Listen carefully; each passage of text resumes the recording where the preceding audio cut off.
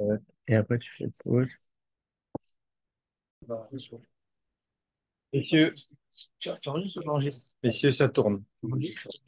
Alors, Erev Tov à tous. ouais, faire juste pour la réfoua chez les mâts, j'ai l'instruction de notre ami Michael. Hana Batsada. Non, c'est Hana. On a dit tout à l'heure. Hana Batsada. Hana Batada. Hana Batsada, bravo. Et Shlomo Ben Hana. Shlomo Ben À Hana. la prochaine fois. La prochaine fois, Hana Batsada, Shlomo Ben Hana.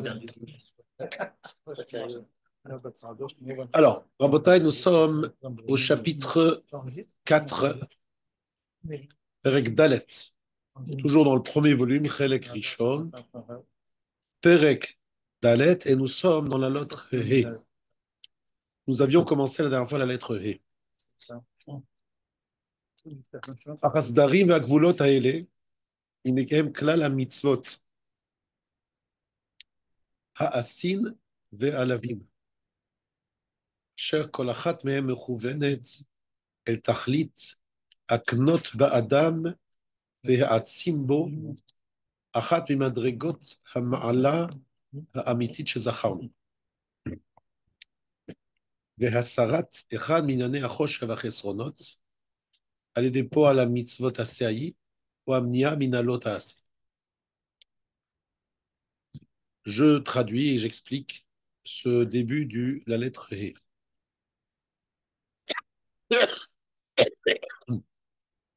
הסדרים והגבולות, סדר, c'est-à-dire l'organisation, גבולות et les limites.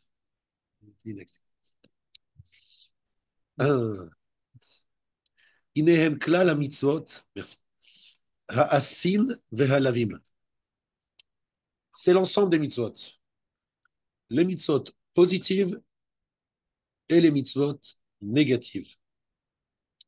Asher kol achat mehen, chacune d'elles, de ces mitzvot positives et négatives, mechouvenet est orientée, el tachlit haknot ba'adam ve'atzim bo echat mimadregot ha'ma'ala ha'amiti shezacharnu. Le but des mitzvot, c'est faire acquérir à l'homme et renforcer en lui l'un des niveaux de Ma'ala, la Ma'ala, c'est-à-dire la qualité authentique que nous avons citée, Vehasarat Achat Minyane Achosher Vechisronot, et faire disparaître l'un de tout ce qui est obscur et des manquements, des défauts. À l'aider, grâce, Po'al HaMitzvot Aseaï, ou Amnia Minalot Aseh. Donc, faire parce qu'il y a des mitzvot positifs, donc ils sont dans l'action, et il y a l'empêchement qui est le respect de la mitzvah qu'on appelle l'otaché, la mitzvah négative. Alors, ce morceau-là, ce passage-là, est commenté par le Rav Hillel de la façon suivante. On va dire qu'il a, le Rav, un petit problème avec la lecture première de ce, on va dire, la lecture superficielle de ce texte le dérange. Et je vais tout dire, vous expliquer pourquoi. C'est ce que nous avions commencé à développer la dernière fois. Alors, je vous rappelle ici que le Rav nous parle de la façon dont les mitzvot essaient de nous définir comment les mitzvot agissent par rapport à ce que nous devons réaliser dans ce monde. Et le sujet que nous avions commencé à aborder la semaine dernière, c'était le rôle des mitzvot lota'aseh. Les mitzvot lota'aseh, c'est-à-dire les mitzvot qui te disent de ne pas faire. Lota'aseh. Mitzvot assez, c'est une mitzvah positive.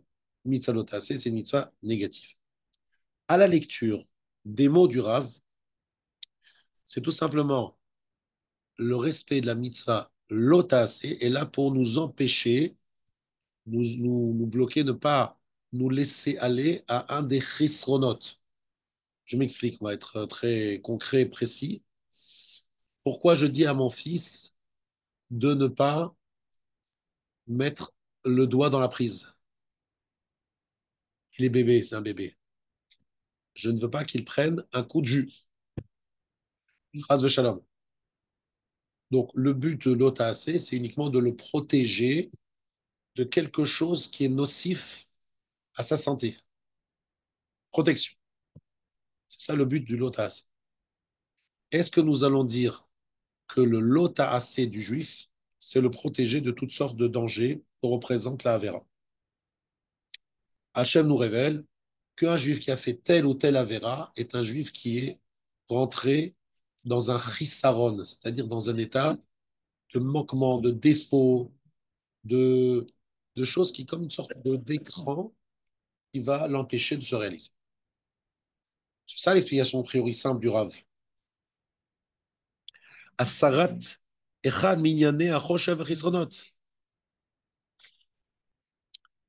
Et là, le Rav Hillel veut dire qu'en amenant des preuves et de la Gemara et d'autres passages du Ramchal, on dit ce n'est pas l'explication des paroles du Rav.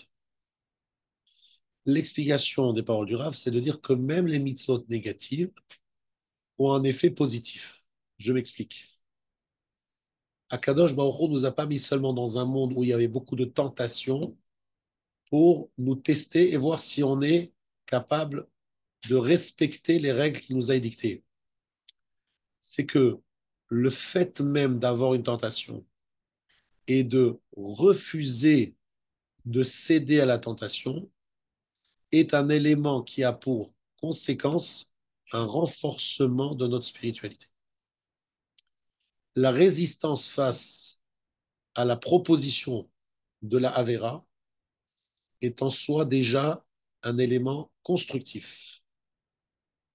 Je me construis à travers l'action, je mets les tefilines, je mets les tzitzit, je mange la matzah Pessah, je me construis à travers toutes les options qui se sont présentées dans la journée et auxquelles j'ai dit niet.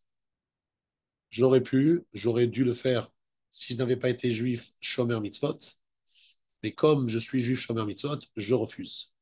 En refusant, je m'élève, je grandis, j'apporte une lumière positive. C'est pas seulement que je m'empêche de mettre de l'obscurité en moi, c'est que le fait même de refuser est une lumière supplémentaire qui s'ajoute à moi. Lumière, elle vient que si on l'a fait vraiment en exerçant le libre arbitre.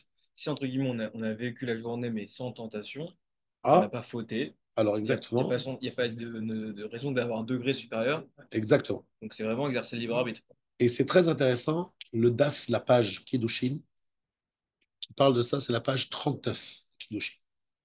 Comme les 39 coups, 39 melachot du Shabbat.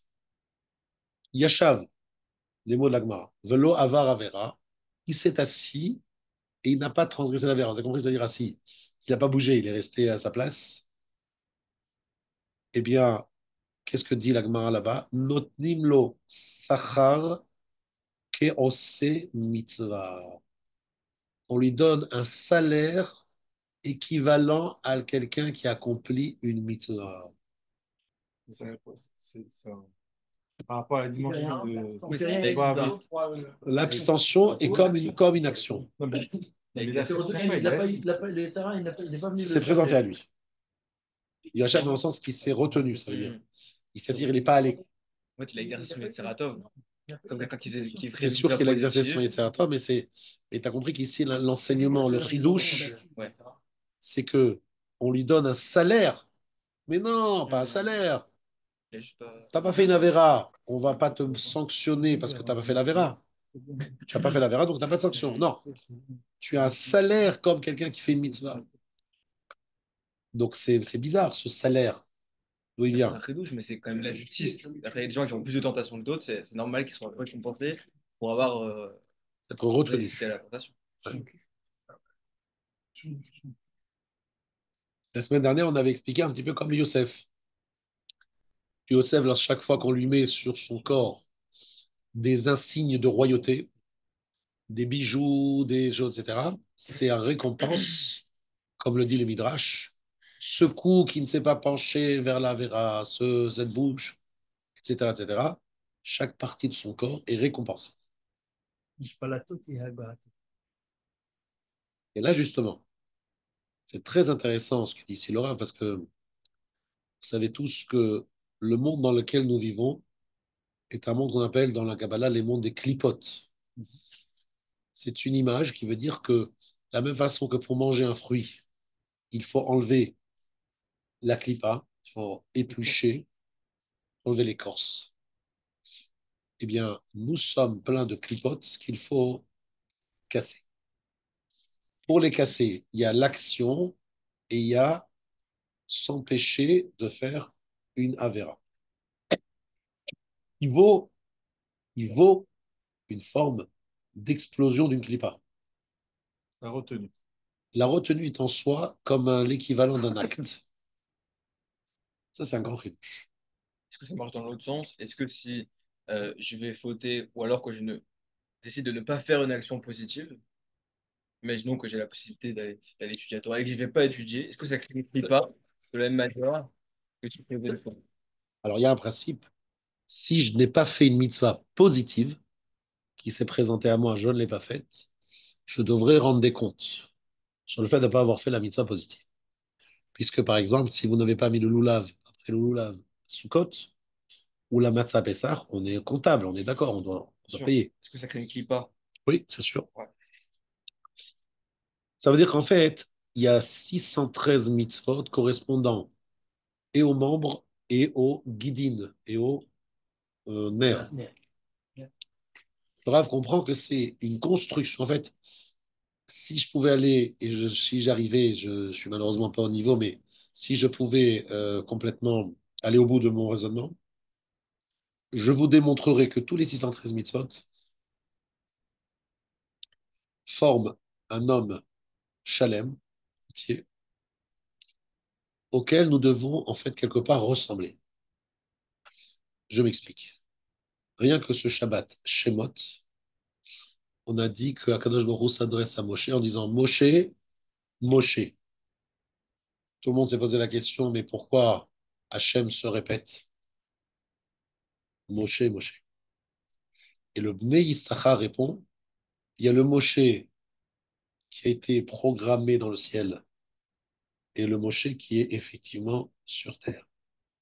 Chacun d'entre nous, il a un programme qui a été fait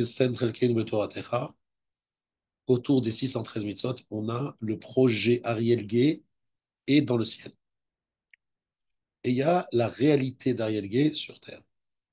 Après 120 ans, on va me montrer le projet qui était le mien. Et on va me dire, regarde la différence entre ce qui était projeté et ce qui a été fait. Comment je peux rentrer complètement dans le projet en faisant 613 actes et aussi 613 dans lesquels il y a aussi des non-actes, l'otas.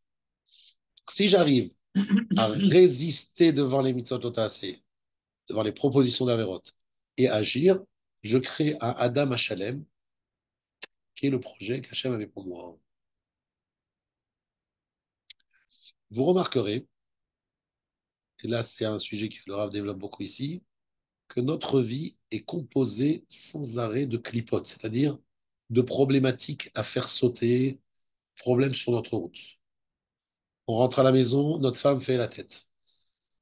Notre femme fait des fois des remarques désagréables. Je ne parle pas de vous, je parle de vos voisins et de cas théoriques. Des choses bizarres qui nous déplaisent. Vous allez au travail, l'employé n'a pas fait le travail que vous attendez de lui. Vous aviez un projet et les conditions économiques ont changé. Vous allez, vous avez sans arrêt des difficultés qui se présentent à vous. Intérieurement aussi, vous voulez faire des choses et puis après vous les faites pas et vous êtes déçu. Et j'avais prévu de faire et je voulais faire. Est-ce que c'est un hasard si ça se reproduit aussi dans le limoud? Il y a plein de choses qu'on ne comprend pas. On a des questions, on n'a pas toujours des réponses, on a des doutes. Qu'est-ce que je veux dire? Tout cela, c'est les clipotes qu'il faut faire sauter. C'est comme des écorces qui cachent l'intériorité. Donc automatiquement, dans notre vie, il faut intégrer qu'il va y avoir énormément de blocages qui vont nous empêcher d'aller au bout. Ce n'est pas un problème, on va dire, technique et qui vient par hasard. C'est organisé, prévu, voulu par Hachem, parce que c'est la seule façon de faire sauter les clipotes devant notre projet initial. Pour rentrer dans le projet qu'Hachem a fait, il y a énormément de problèmes qu'il faut faire tomber, à l'instar de Yaakov Avinu, qui est arrivé à ce qu'il est arrivé après beaucoup d'épreuves à partir de l'âge de 63 ans. Il a fallu qu'il rentre dans l'épreuve de Esav, etc. Sans ces épreuves, l'Assav et la vanne, Yaakov ne serait jamais devenu Yaakov. C'est en faisant sauter les problématiques posées par Esav et la vanne que Yaakov est devenu Yaakov. Concrètement, ça veut dire quoi? Alors que je rentre chez moi, ma femme, elle fait la tête.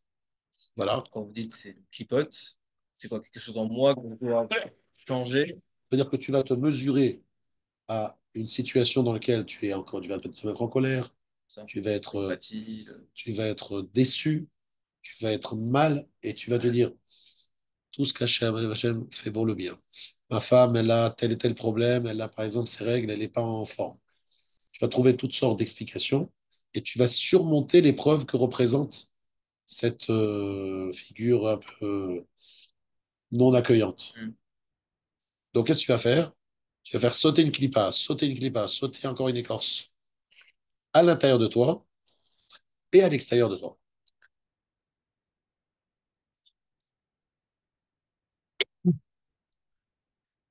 Aujourd'hui, par exemple, il y a eu le couronnement, le sacre de Monsieur Trump.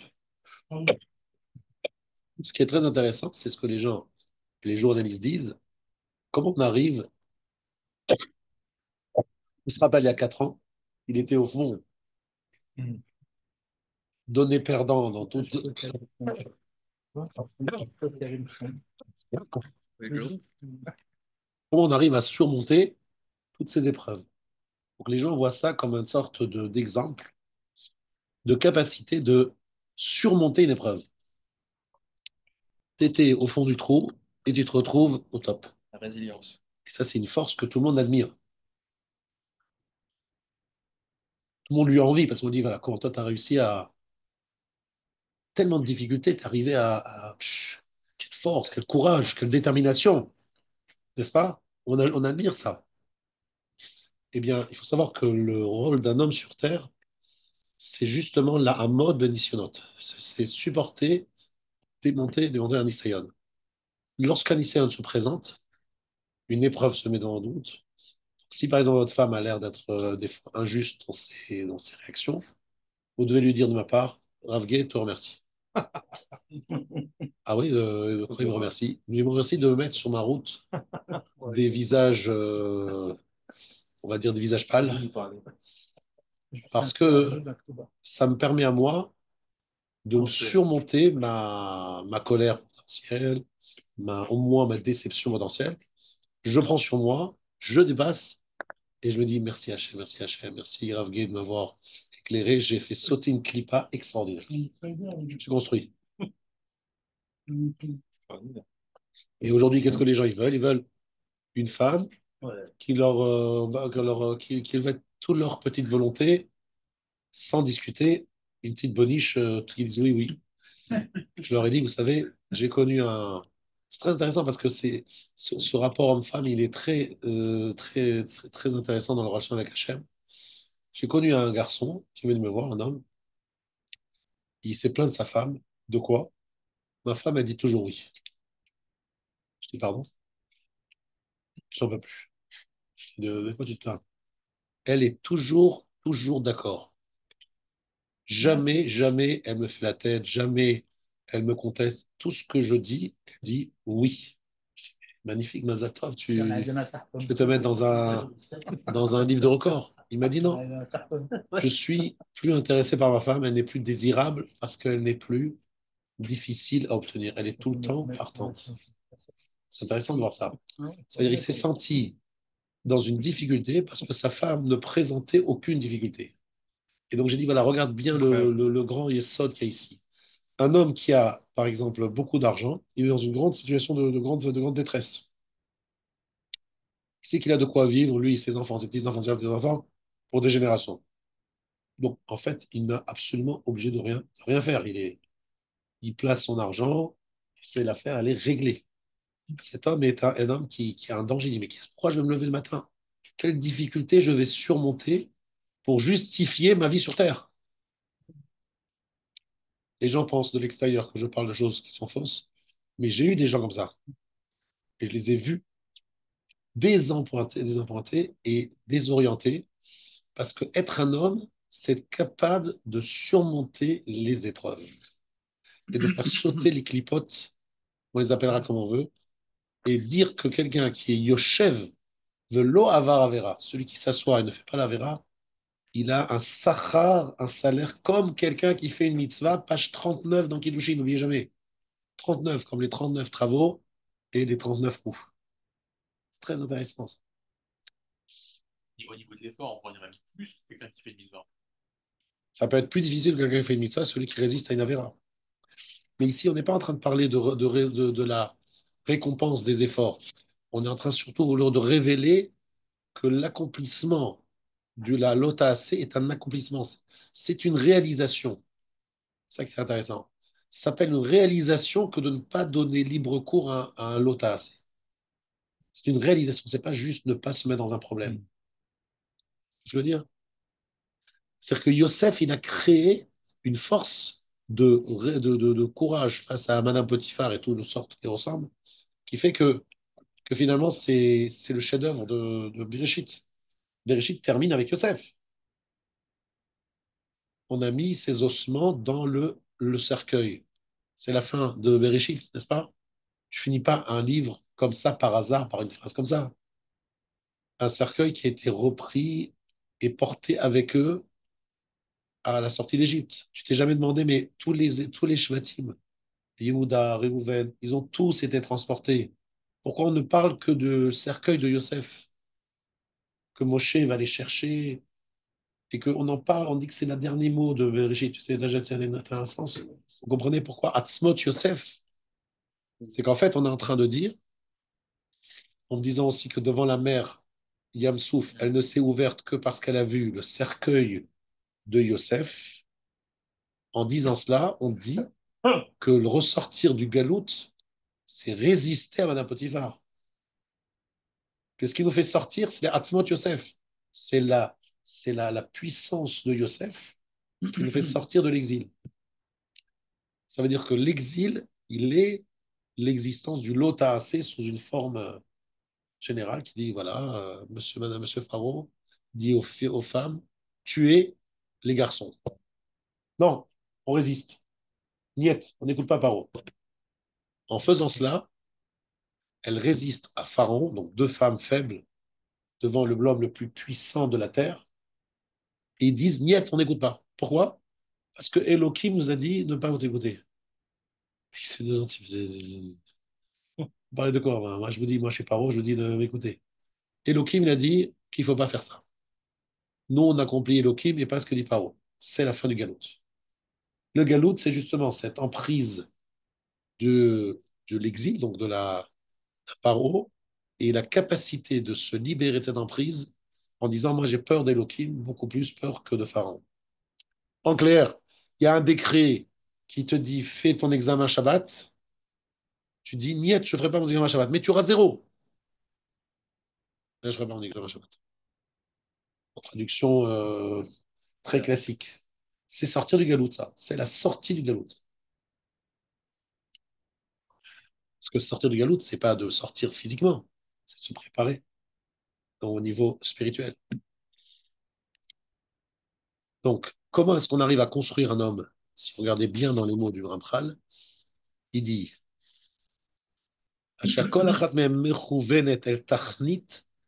tachnit, ça veut dire chacune d'elles, de ces mitzvot, est dirigée vers un but, haknot ba'adam, faire acquérir à l'homme, ve'ha'atzimbo. Chaque mot du Ramchal est important. Faire acquérir et ha'atzim. C'est quoi dans quel mot de atzmut, atzmot? Etzem, force. Achat mi madrigot amarla hamitit shezachanu. Une des niveaux que nous avons cités. La sarat echad minane achosha v'chisronot, de faire enlever l'un des sujets du chosher et de chisronot. C'est ça qui dit le Rav Hillel. Minane achosha v'chisronot, c'est faire sauter les clipotes par la résistance et par l'action. Les deux font sauter la clipa, comme on l'a expliqué longuement. Elle déploie la mitot asei ou amnia minala lotas. Les deux, l'action comme le refus du lotas, ont pour but de faire acquérir une madriga. Pas seulement surmonter une épreuve, mais faire acquérir une qualité. Est-ce qu'on peut dire comme ça que finalement le lota AC, ça permet d'affiner le corps et le AC, ça permet d'affiner l'âme?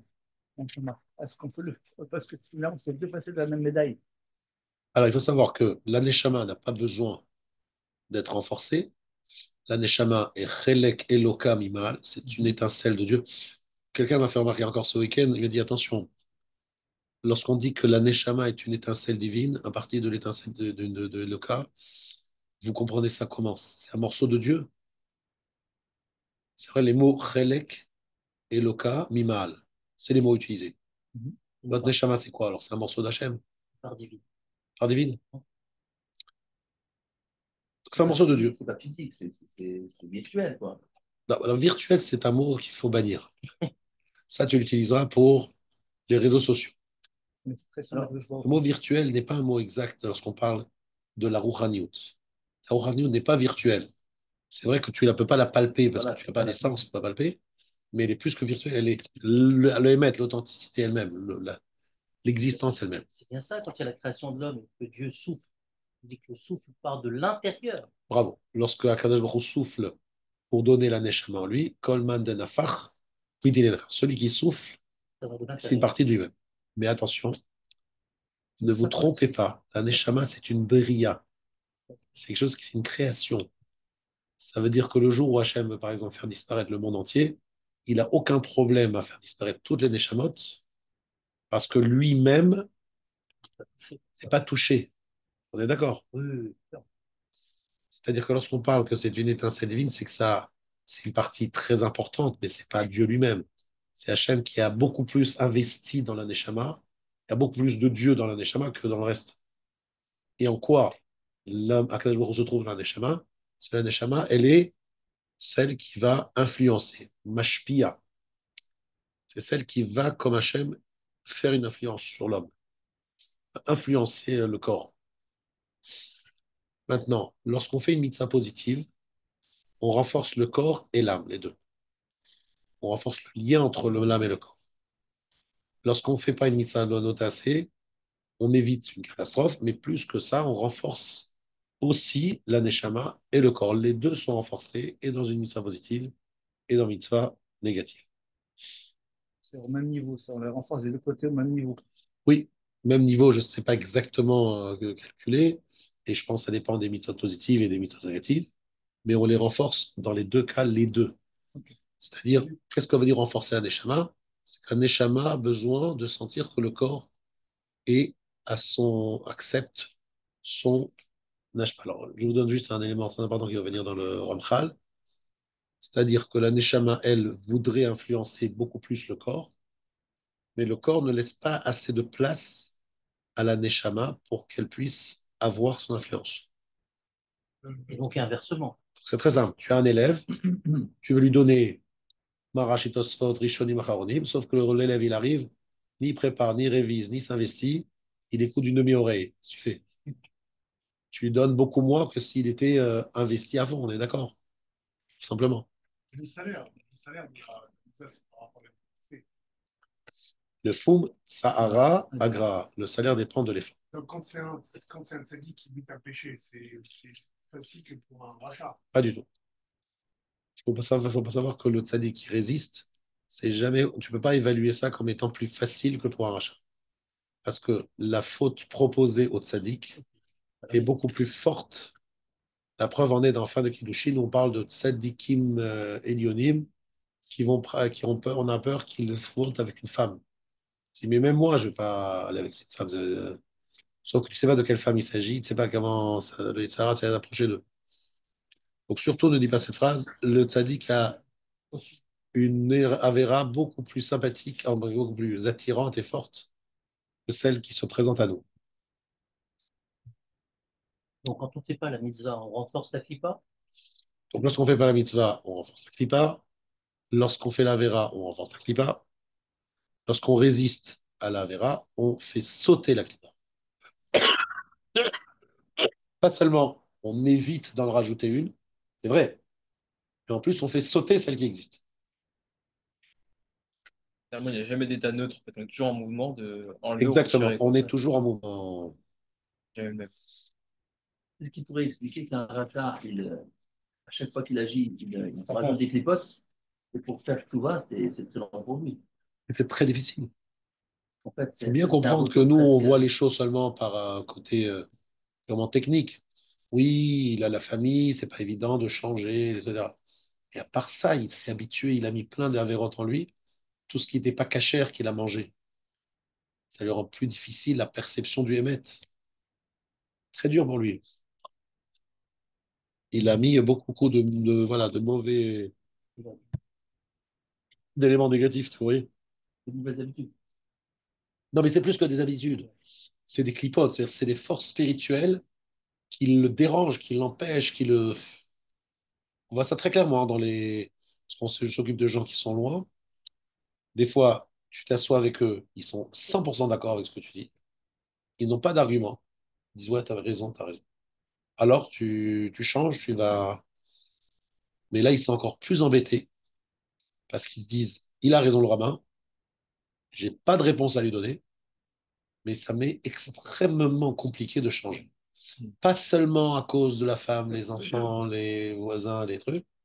Tu sens il dit, mais je me suis habitué, je sens que je suis, c'est partie de moi, c'est dur, très dur de changer. Alors toi, tu le juges défavorablement, malheureusement.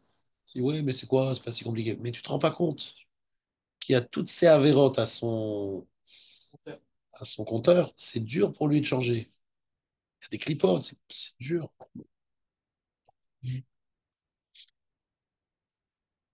Et ça va très loin. Le Harizal nous dit, et ça me permet de faire une petite parenthèse, vous allez chez le coiffeur. Vous avez une kavana, le Shem Yichud Kutchabri. Quelle kavana il y a devant le coiffeur, à ton avis, Yohan? David? Shabbat, par exemple. Au Shabbat Kodesh, par exemple. Voilà. Ouais, il a raison. Il dit respecter les péotes. Voilà. Et en plus, en ce moment, encore tout à l'heure, j'étais devant quelqu'un, je voulais lui dire, t'as une kippa, t'as des tefilines, et tu as une coupe où, aujourd'hui c'est la mode, malheureusement, de se raser complètement ici, et de laisser une Ouais. kippa de cheveux comme ça par-dessus. C'est mamache, exactement ce que décrit Ramban comme étant l'usage, Rambam, pardon, Ouais, bien. Maïmonide dans Moré Nevuchim, l'usage des curés de l'époque. Et on voit ça aussi dans certains. Les curés, ils avaient comme ça une kippa de cheveux, et ils se rasaient. Et il dit que c'est un Issour, donc c'est un Issour Torah, le Choladeot. Surtout qu'en plus, j'ai vu que lui, il était vraiment à ras, il n'y avait rien, il ne restait plus rien. Je dis, c'est mamache, le Issour de l'Otakif. C'est quoi l'Otakif? C'est de faire le tour de la tête. Et c'est une mode catastrophique. Donc, le Harizal, il disait, en allant chez le coiffeur, je suis mechaven, d'être mekayem, de respecter le lotaase, lotakif. Parce que tu dis au coiffeur, attention, hein, faites attention, là, les péotes, vous ne les touchez pas. Faites une mitzvah de résister à la vera. Incroyable. גם במצוות לא תעשה, נצטרך כוונה לצאת ידי חובה, comme il dit dans שאר המצוות, שכאשר אדם יושב לפני הספר להסתפר, c'est le Harizal ça. Lorsque quelqu'un est assis devant le coiffeur, עליו לכוון להימנע מלעבור על איסור גילוח פאת הראש. À lui de penser qu'il va accomplir la mitzvah de respecter le issour de le gilouach. Donc, en se refusant à faire la vera, on renforce notre dimension spirituelle. Est-ce que vous avez compris ce que ça veut dire qu'on a un homme qui est composé de tous les 613 mitzvot, mais qui est notre projet dans ce projet divin de 613 mitzvot? Chacun d'entre nous, il a sa part, son. Parce que lorsqu'on dit Kol Israël Yeshlem Chelek Laolam Haba, c'est pas Chelek, C'est quoi la part? C'est pas une part comme dans le morceau de part de gâteau. Il a sa place. C'est pas qu'il a une place, quoi. Il y a un problème de place là-bas, il y a un problème de Tofes Makom. Chacun, C'est un endroit où il n'y a pas de lieu, il n'y a pas d'espace. C'est Olam Haba. La réponse, c'est que chacun, il a sa part dans le sens, il a son rôle à tenir et à jouer là-bas. Ça veut dire Ishlam Chelek. C'est-à-dire qu'on a un projet précis pour notre dimension spirituelle. Et ce projet, il est acquis par les 613 mitzvot. Chacun doit se transformer en faisant ces 613 mitzvot, Exactement. ou alors on est tous concernés par quelques mitzvot qui font partie, entre guillemets, de notre tikkun ou qui nous concernent plus que d'autres. Tous les 613 mitzvot, tu dois avoir un contact avec eux. Tous les 613 mitzvot. C'est pour ça que je vous invite, et je voulais profiter de ce chiour pour faire un appel, non pas d'argent, mais un appel à faire un effort. Et effectivement, une grande mitzvah, c'est d'étudier toutes les mitzvot de la Torah. On ne fait que 270 mitzvot. Gematria, Libi, R. Mon cœur est réveillé. R, c'est Aïn Resh, 270 qui nous concerne aujourd'hui, sans Beth Amikdash, sans être Cohen au Beth Amikdash, sans les Maaseh Korbanot, bref, plein de choses qui. Et comment vous allez faire les autres? Comment tu les fais? Étudier. On les étudie. Ben, il faut les étudier. Donc il faut étudier les 613 mitzvot. Vous avez le Sefer HaMitzvot du Maïmonide, vous avez le Sefer HaChinour, traduit en français, où vous devez apprendre toutes les 613 mitzvot de la Torah. Ouais, je sais que ça fait du boulot, ça. Mais de qui je tiens ça? De Rav Moshe Soloveitchik, Tzadik Livracha, qui encourageait l'étude du Sefer HaChinour pour dire, après 120 ans, tu vas pas avoir un vide, un parti effacé, quoi. Sur 613 mitzvot, tu en as fait combien, là? Combien tu as étudié de 613? Moi, j'ai pas fini le chasse. Finis pas le chasse, mais finis les 613 mitzvot. C'est facile, c'est court. Sans rentrer dans tous les détails.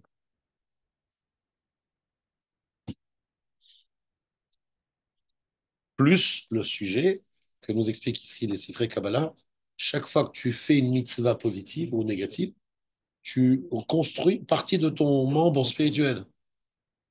Qu'est-ce que je veux dire? C'est comme s'il y avait une construction à faire dans l'Olam Haemet de toi en spirituel. Bon, je pense que j'ai assez longuement expliqué ça. Je vais passer à la suite. Ve'ulam prat mitzvot kulan. Ren prate kol mitzvah ou mitzvah. Cependant, le détail, je suis dans le hot he. Parce que j'avais vraiment fini le Père d'Aleph, je vais être sûr d'avoir fini. Et moi, je vérifie parce que ici, je suis organisé un peu autrement. On a Donc, vu la le semaine autre dernière. est exactement. Kulam prata mitzvot kulam, chen prate kol mitzvah ou mitzvah. Le détail de toutes les mitzvot, ainsi le détail de chaque mitzvah. Inehem yusadim ala mitat metziuto, ve'inyano shel adam bechol bechinotav, sont fondés sur son existence authentique et l'homme dans toutes ses dimensions. והמיתת ענייני השלמות המצטרכים, כל דבר בתנאיו וגבוליו כמה שצריך להשלמתו. Donc, tout ce qui est nécessaire pour son. En fait, il faut que vous compreniez que lorsque vous voyez des détails de la halakha, ne croyez pas que c'est superflu, que l'important, c'est de faire le principe. Parce que c'est précis. Si on pouvait comprendre exactement Ta'amé à mitzvah, alors c'est ça le gros problème. Je fais un appel, mais là, de nouveau, pas d'argent. Ne croyez pas que vous connaissez les Ta'amé à mitzvah. Vous ne comprenez pas pourquoi on fait tel ou tel mitzvah. Toutes les explications que vous avez entendues, c'est des explications, on va dire, le Sefer Hachinour, il dit, je m'excuse, je vous donne des explications, mais c'est bon pour les enfants, c'est pour leur éducation. En deux mots, je m'excuse de donner des explications aussi triviales, mais c'est bien au-delà de tout ça. Parce qu'on peut se demander, mais à quoi ça sert de rentrer dans tant de détails? Là, tout à l'heure, on parlait, quand est-ce qu'on fait la bracha sur les pains de Shabbat, avant de rompre le pain, en rompant le pain, celle d'au-dessus, celle d'en dessous, elle est shlema, pas shlema. Franchement, tu te dis, mais à quoi ça sert tout ça? Pourquoi c'est si important? On n'a aucune perception véritable de l'effet constructif d'une mitzvah dans les moindres détails. Mais nous devons croire ce que dit Sylvain Hachem, c'est que c'est très précis que c'est très efficace, c'est même indispensable pour ta réalisation. Facile à comprendre. Mais bon, soyons quand même comme les scientifiques. Parce qu'ils vous disent qu'il y a une loi de chimie ou de physique. On l'accepte. On ne comprend pas pourquoi c'est comme ça et pas autrement. Mais on a constaté qu'il y a tel et tel effet, cause donne tel et tel effet. C'est une constatation scientifique. Alors on est bête, on respecte exactement les règles édictées par la nature. On est d'accord? Alors, on vous explique qu'il y a une nature non visible, surnaturelle et métaphysique qui régit exactement d'autres règles, tout simplement. Il faut rentrer dans les clous, ça fonctionne. C'est la chose la plus difficile pour les gens loin. Les gens qui sont très loin, ils ne comprennent absolument pas ce que je dis. C'est difficile à comprendre et à percevoir. Omnam achokma eliona, shiodat kol ze lamito, la sagesse supérieure qui connaît tout ça dans son authenticité, yodat kol inyane aburim kulam, elle connaît toutes les créatures, veshimushem, comment shebaratam behemet, et leur utilisation, comme elle les a créées vraiment, ishkifa la kol, vekalela kol mitzvah bemitzvot she'etzivanu betorato, a tout observé, elle a tout inclus dans les mitzvot que la Torah nous a ordonnées. Ah, j'ai trouvé une meilleure métaphore, voilà. La métaphore la meilleure pour comprendre cette phrase, ces phrases-là, c'est lorsque vous recevez un nouvel ordinateur ou un nouveau appareil sophistiqué et vous avez une notice explicative. Est-ce que vous commencez à discuter avec le constructeur en disant, mais je comprends pas pourquoi est-ce que ce bouton, maintenant, mais je vais utiliser l'autre bouton. Non. Moi, j'ai décidé que ce bouton, il me plaît pas. Mais t'es idiot, quoi. Il y a le constructeur qui a prévu que pour utiliser cet appareil, il faut appuyer sur tel bouton et pas sur celui-là. Et monsieur, il est plus intelligent, il comprend mieux. Il dit, mais t'es idiot, quoi. C'est pas toi qui as fait l'appareil. Ah non, mais moi, je comprends, je suis pas d'accord, je comprends. Mais t'es fou, quoi. On va t'envoyer dans l'asile. Écoute les conseils du constructeur. Il sait très bien comment il a fait sa machine. Il sait comment prendre le maximum dans cette machine, le maximum d'effets, le maximum d'utilisation. Arrête de discuter. On est d'accord, c'est idiot de discuter. C'est la même chose. Akadosh Baruch Hu, il a construit l'homme. C'est très complexe, l'homme. Très complexe. Et il nous a dit, voilà la notice explicative. Torah, 613 mitzvot. Et pourquoi et comment, je suis pas d'accord. T'es idiot, quoi. Le constructeur, il t'a envoyé la notice explicative. Moi, je pense que c'est une belle parabole, parce qu'elle est très précise, elle correspond bien à ce que dit ici le Rav. Et c'est là que je vous apprends, je ne sais pas si vous comprenez l'importance que je suis en train de vous dire. Les gens, ils voient le travail des mitzvot comme étant un culte un peu idiot qui existe chez les autres religions, qui a priori veulent rien dire, ça veut rien dire, mais bon, ils comprennent pas hein, que pour nous, la mitzvah, c'est la seule façon de sortir l'homme inaccord à la parole, faire sortir toutes les potentialités de cette grande appareil qui s'appelle l'homme. Ça veut dire que de la même façon qu'un ordinateur, si vous l'utilisez que selon les notices explicatives, vous allez l'utiliser à 100%, alors que si vous ne lisez pas, vous allez utiliser qu'une partie de ses potentialités. C'est la même chose avec l'homme.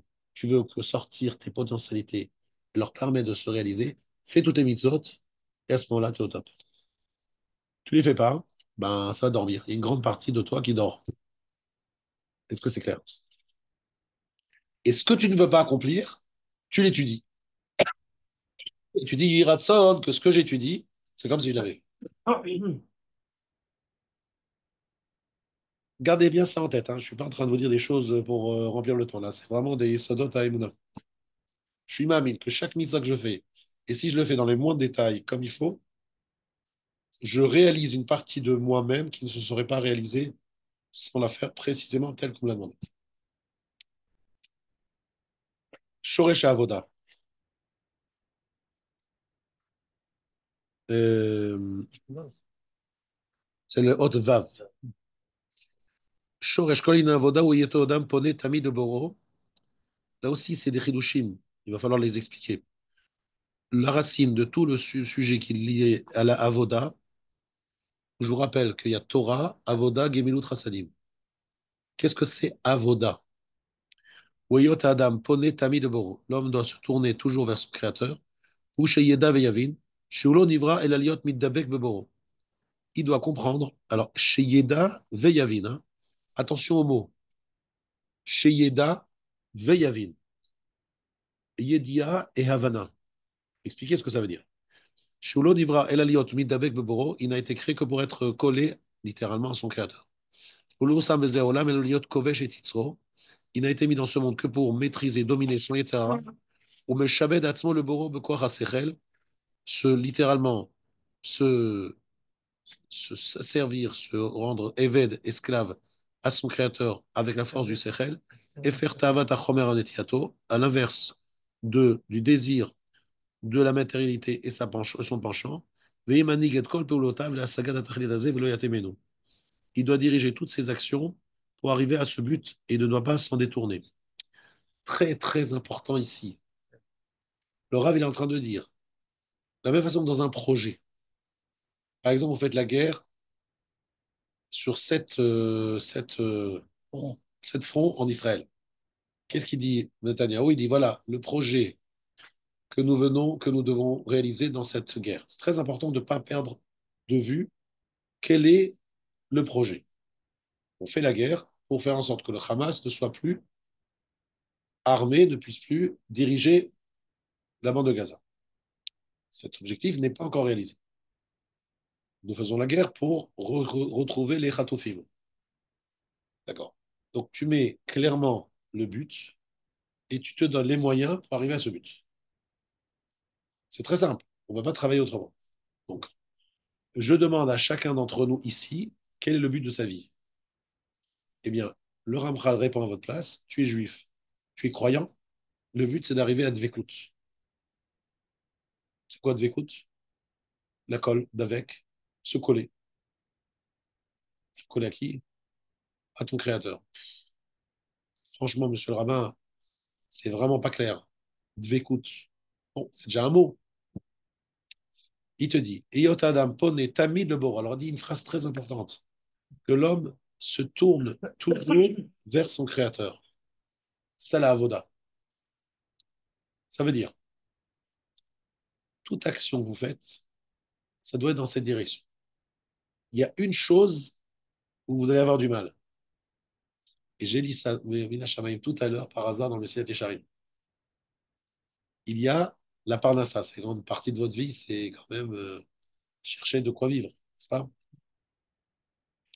Alors, regardez comment le Messilat Yesharim définit la parnassa. Il dit, il y a un grand principe.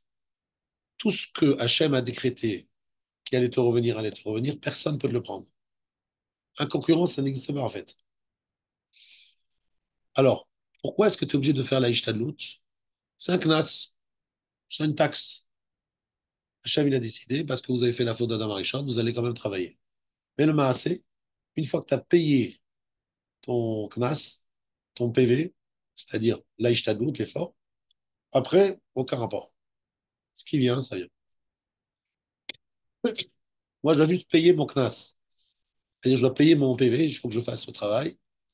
Et une fois que j'ai fait le travail, j'ai fait le knas. Si par exemple, je dis, je fais zéro effort, j'attends que ça tombe, puisque je suis croyant. Qu'est-ce qu'Hachem va me reprocher? Il m'a dit, mais je t'avais demandé un knas, je t'avais imposé un- une taxe, un PV. Vous avez fait la faute d'Adam Arishon, il faut payer.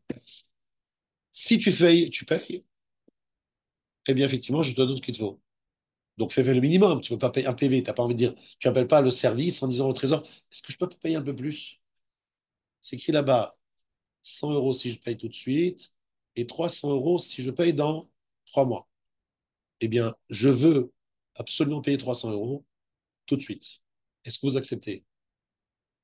On te dit, mais monsieur, allez directement à l'asile. Vous allez être très inconfortable là-bas. C'est confortable là-bas. Vous êtes fou, quoi. On vous a dit que c'est 100 euros si vous payez tout de suite. Vous n'avez pas besoin de payer 300 euros. 300 euros si vous retraînez. Mais moi, je veux payer.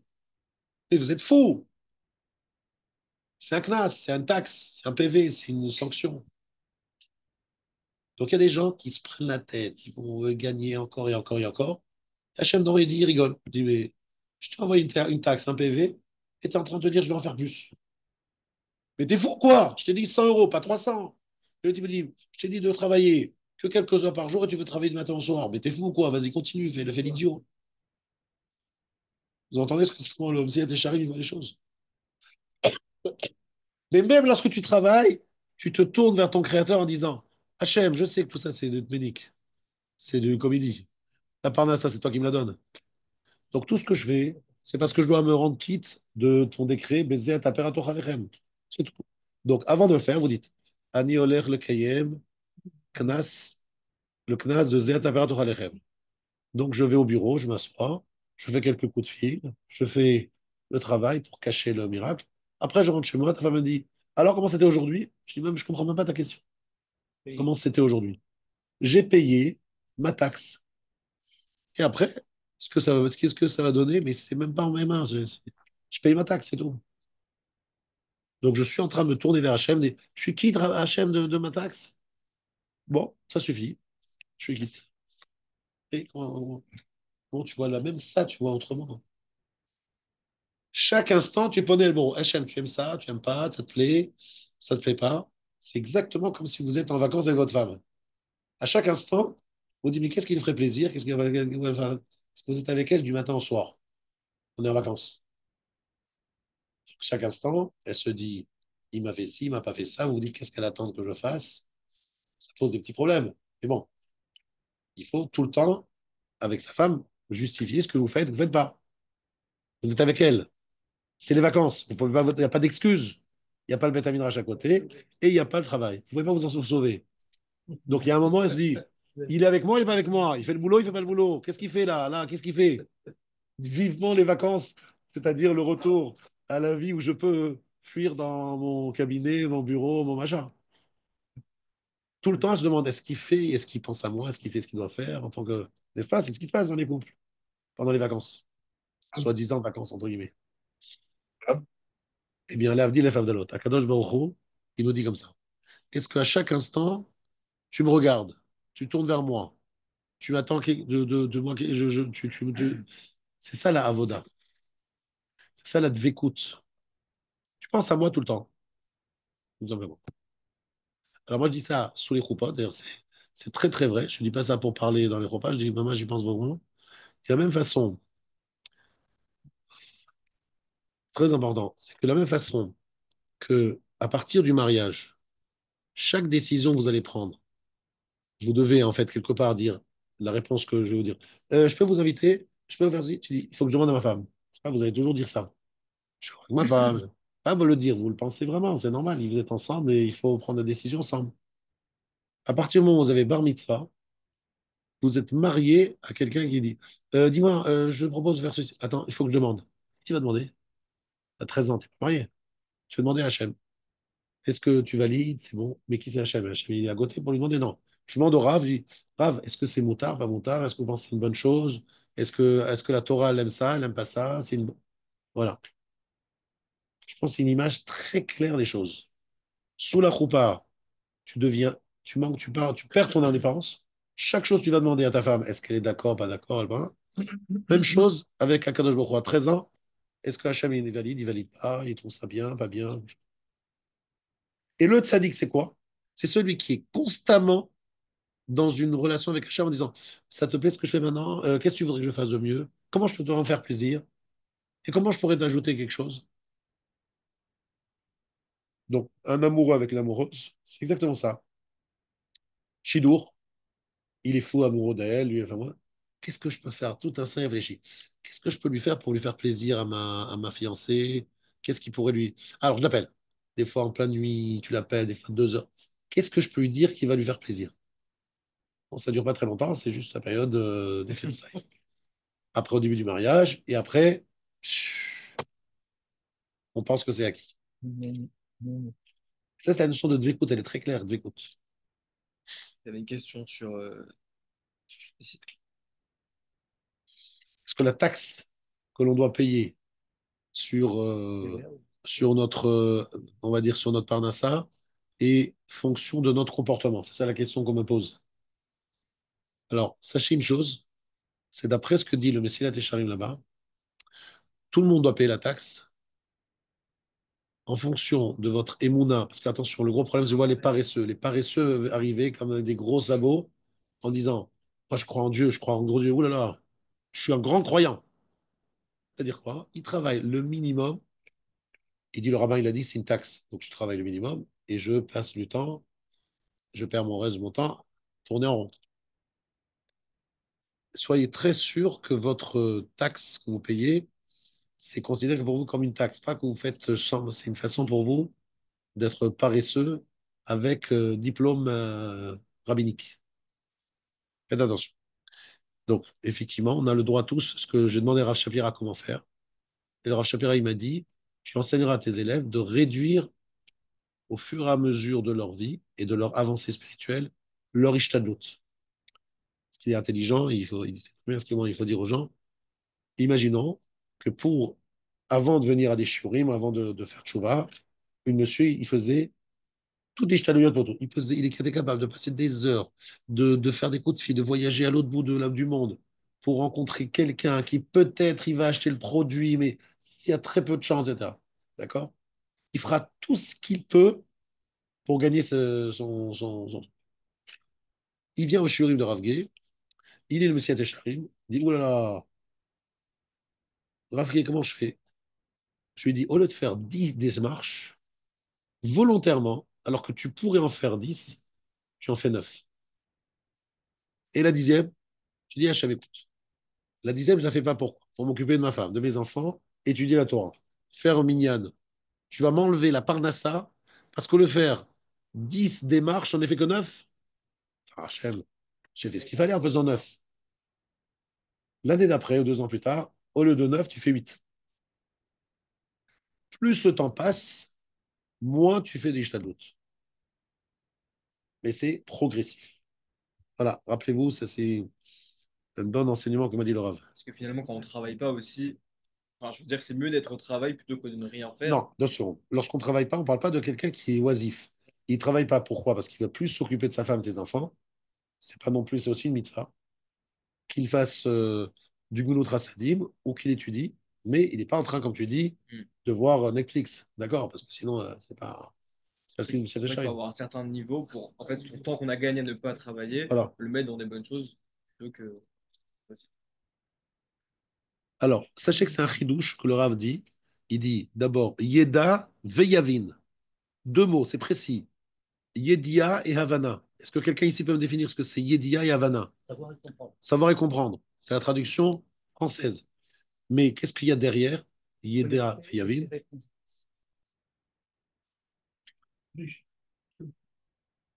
Le Rav il dit comme ça. Yeda, je vous dis ce que dit le Rav Hillel. Mitzad Masoret va Kabbalah. Connaissance, c'est-à-dire ce qu'il a reçu. Masoret, ce qu'il a reçu. Kabbalah, ce qu'il a reçu. Yavin, Yashrish et Advarim Balev. Havana, il dit que c'est enraciner les paroles dans le cœur. Qu'elles soient claires en lui et qu'il comprenne leur raison. Ça veut dire que les choses, il les a reçues, puis après, il les a intégrées et comprises de façon très claire. Et il y croit, quoi. Vraiment, il les a intégrées. Bien. Si vous avez compris ça, vous avez compris beaucoup de choses dans votre vie. La dvécoute, c'est le but. Achanagazot mitralek lishne chalakim. Excusez-moi, Raph. Oui, Il y avait une phrase qui, je voulais juste qu'on préciser, juste que Veluhusam basé haolam, אלא להיות כובש את יצרו ומשעבד עצמו לבואו בכוח השכל. Efer tavat achome antiato. Ça veut dire, ce qu'il nous dit ici, c'est pas servir Hachem par émotion, c'est servir Hachem par son intellect. Exactement. Exactement. C'est-à-dire le service d'Hachem par émotion, qu'est-ce qu'on en fait là-dedans? Alors, là-dessus, je voudrais vous dire ce que j'ai reçu aussi de mon maître, c'est Ravolbe qui m'a dit.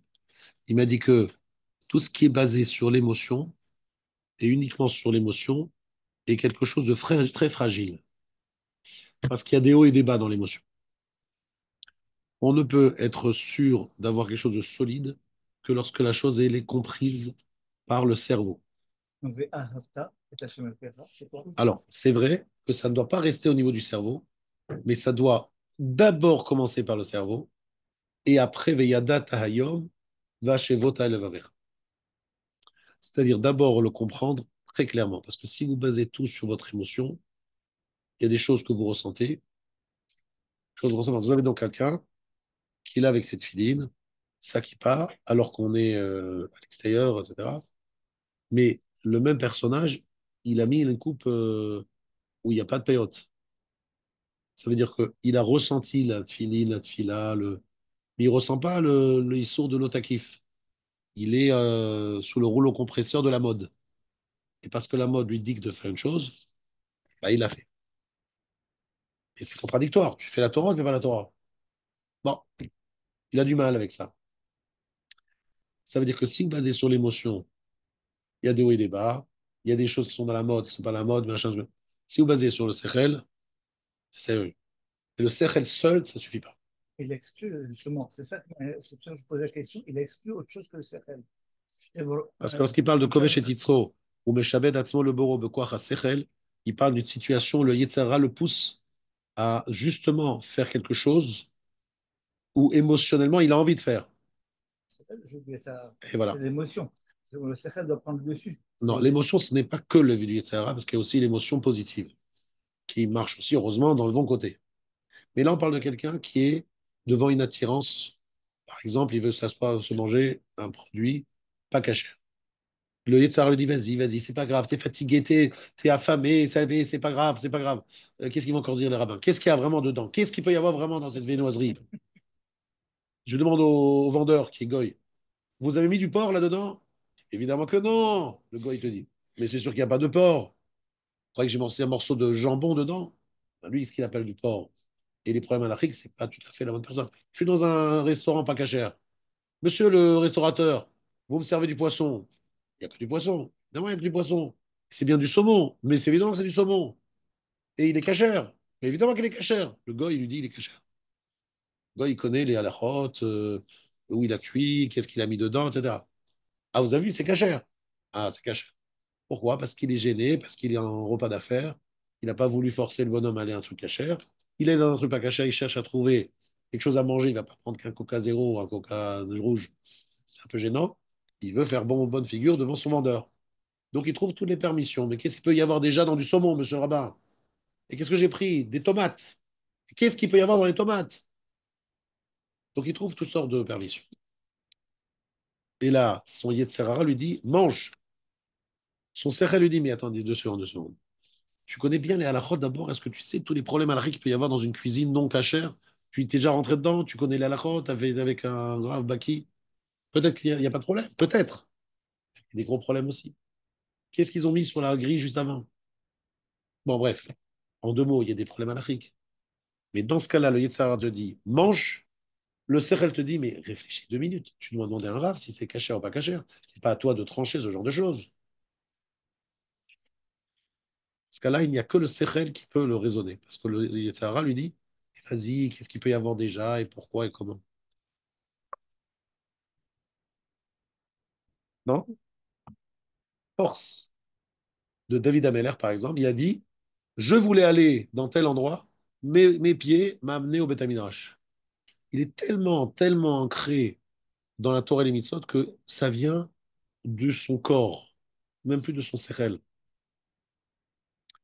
Il est téléguidé, orienté, sans le vouloir, même sans réfléchir. Ça fait partie de ses tripes. Voilà. Ça, c'est une madriga plus élevée. Ça, c'est le but.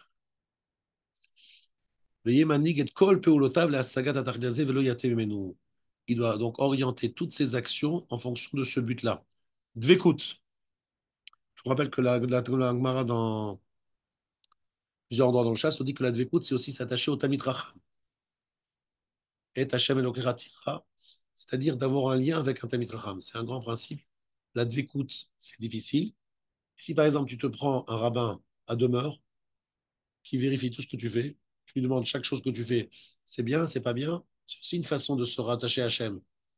Parce qu'il est là pour te coacher en fait, c'est un coach. Un coach rabbinique.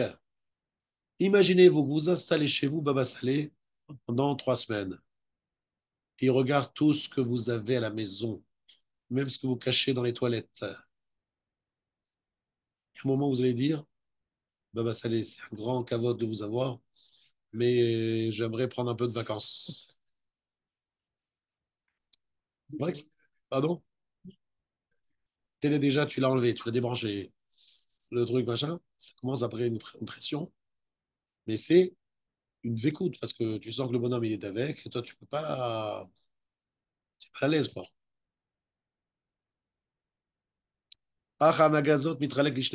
Cette conduite se partage en deux parties.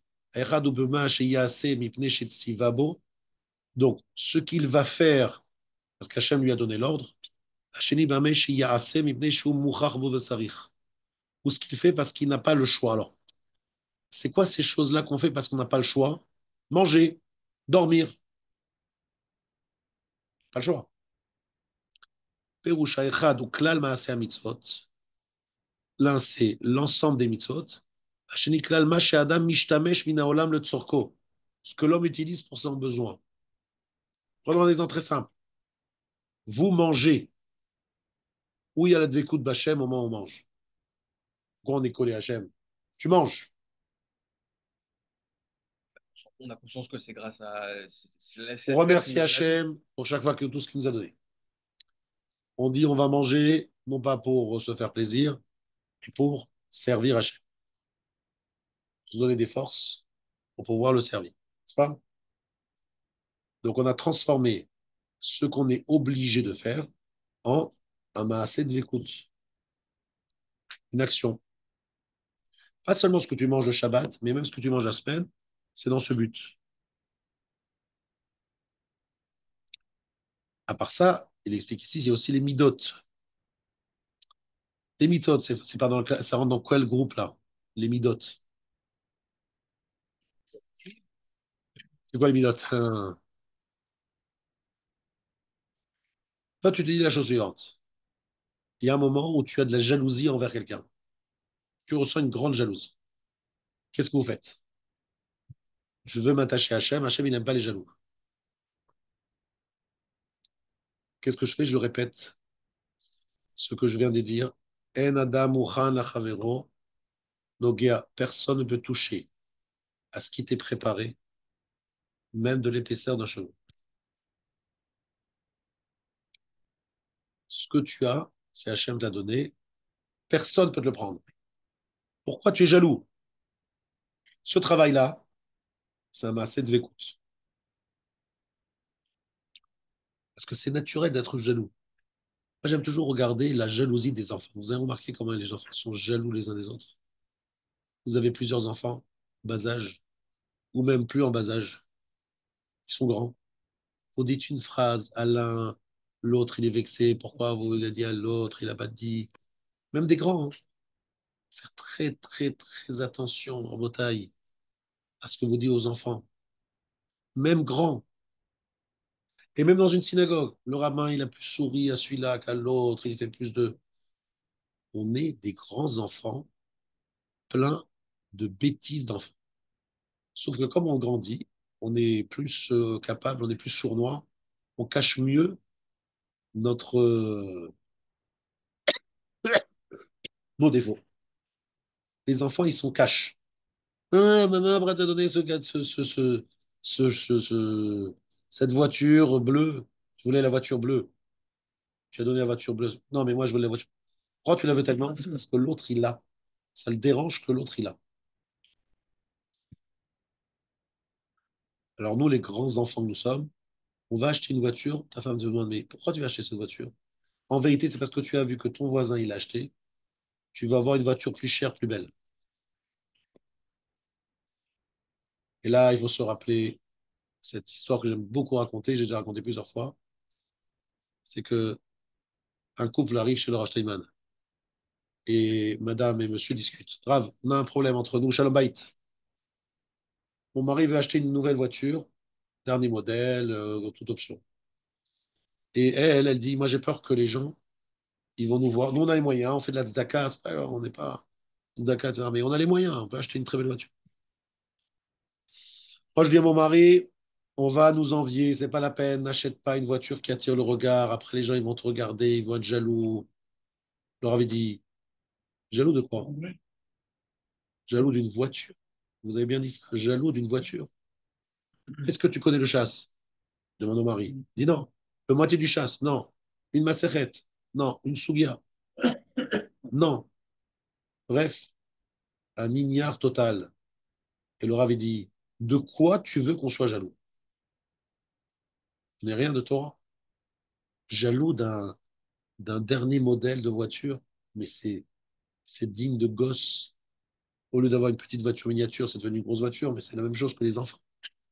On me dit, mais c'est quoi ça? Jaloux de quoi?